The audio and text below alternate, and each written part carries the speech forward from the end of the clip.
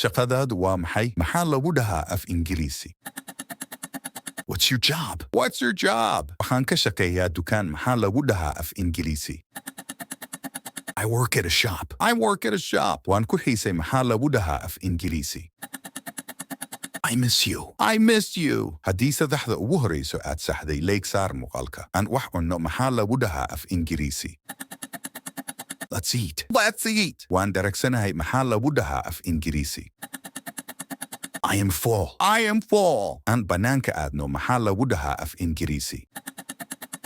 Let's go outside. Let's go outside. Roob baa daaya. Maxaa lagu dhahaa af Ingiriisi? It's raining. It's raining. Waan xanuunsanahay. Maxaa lagu dhahaa af Ingiriisi? I am sick. I am sick. Waxaan u baahanahay dhakhtar. Maxaa lagu dhahaa af Ingiriisi? I need a doctor. I need a doctor. Isbitaalka xagee ku yaal? Maxaa lagu dhahaa af Ingiriisi? Haddaad jawaabta taqaanid nagu soo qor qaybta falada mahadsanid.